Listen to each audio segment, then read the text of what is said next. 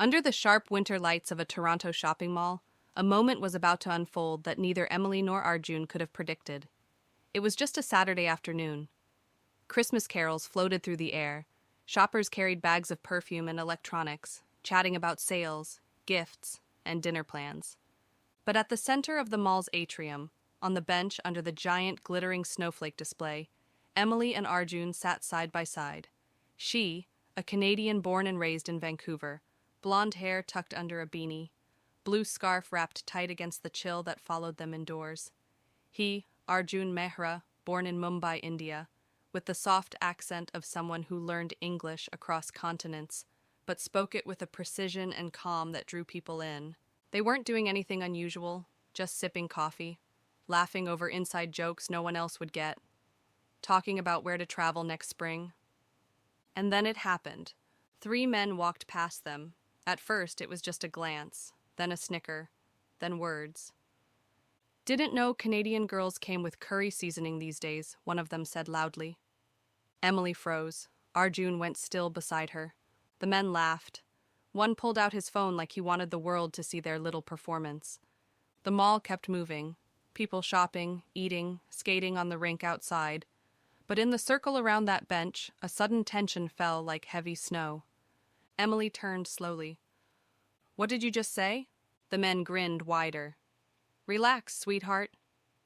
We're just saying. You could do better. Find someone from your own country, yeah?" "From your own country." Arjun said nothing. His shoulders went tight, but his face stayed calm. It wasn't the first time he'd heard this. It never got easier. And that was when Emily stood. And the moment that would soon explode across TikTok, Instagram, Twitter, and YouTube began.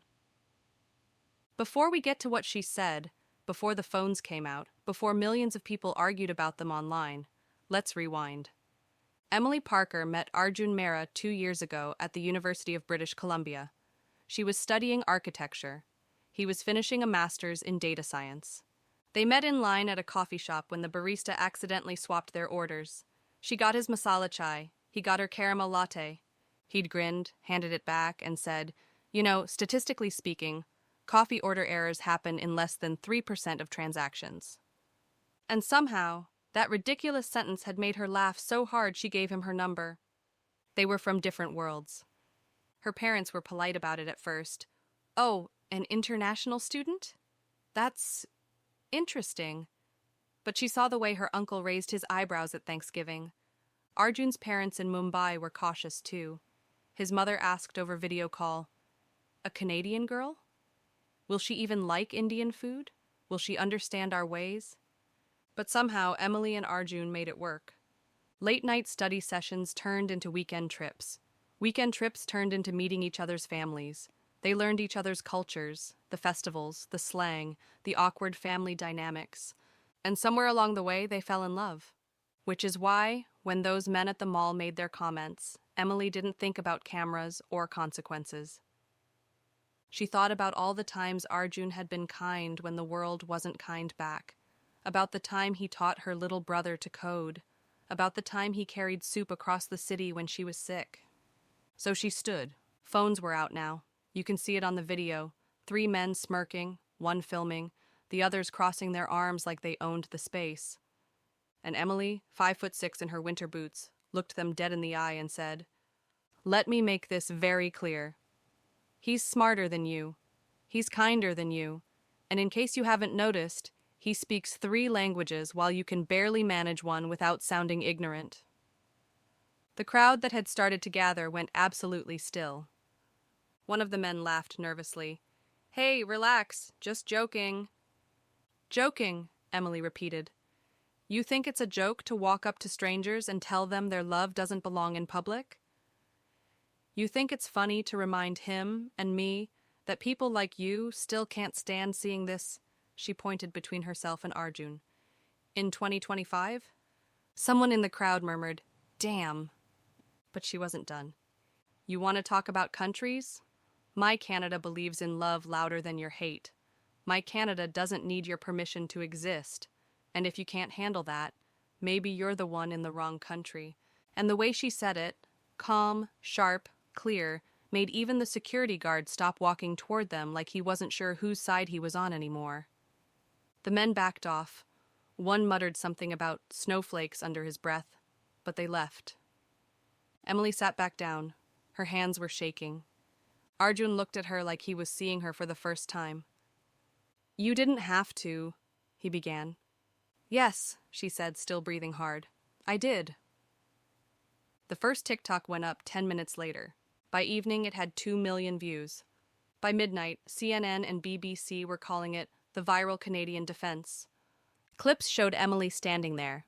Words like knives, voice steady, the men shrinking back while the crowd watched. People stitched the video with their own reactions. A black woman in Atlanta saying, "Girl, you spoke for all of us." A South Asian man in London saying, "I felt that in my bones." A white teenager in Australia crying on camera saying, "Why can't my mom understand my boyfriend like this?" Celebrities weighed in. A Hollywood actor tweeted, "Love is love, proud of this queen." Politicians stumbled over statements about diversity and respect. Late-night hosts joked about Canadian Avengers assembling in the mall food court. But underneath the memes and hashtags, a real conversation started. Of course, there was backlash. Anonymous accounts calling Emily names. Comments saying she overreacted. People digging through Arjun's LinkedIn, making jokes about his accent on old YouTube videos he'd posted years ago. But for every troll, there were 10 people sharing their own stories. Stories of girlfriends defending boyfriends, of boyfriends defending girlfriends, of families learning, slowly, painfully, to let love live where it bloomed. Number sign. Love is love started trending alongside number sign, the viral Canadian defense. And for the first time, Arjun's parents called Emily directly. His mother, in her careful English, said, "We saw the video. You are very brave." Emily laughed until she cried. News panels argued for days. Was this about racism? About love? About Canada's image? One viral clip showed an older white man on TV saying, "People are too sensitive these days," and a young black woman replying, "No, people are just done staying silent." Dating apps released statements about inclusivity. Universities held forums. Even the Prime Minister tweeted something vague about the courage of young people leading the way. Finally, Emily and Arjun agreed to one interview. Sitting side by side on a small couch in their apartment, they looked tired but united. "We didn't plan any of this," Emily said softly. "I just got tired of people thinking love needs their approval." Arjun added, "I've heard comments my whole life about my skin, my accent, my clothes. But that day, Emily decided enough was enough, and maybe so did the world." In the weeks that followed, people started posting their own defenses.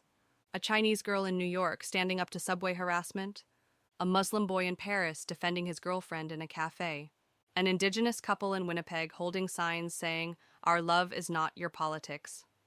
Schools invited Emily and Arjun to speak about diversity. Dating apps rolled out new anti-harassment features. Somewhere, quietly, the world shifted. Months later, long after the hashtag stopped trending, Emily and Arjun walked through that same mall again. No cameras, no crowd, just them. They sat on the same bench under the same snowflake display. "Do you regret it?" Arjun asked. Emily smiled. "Not for a second." And he reached over, took her hand, and said, "Good, because next time, it's my turn to defend you." They laughed, and somewhere online, in corners of the internet far from hate, people were still sharing the video. Not because it was dramatic, but because for once, the world saw love refuse to shrink.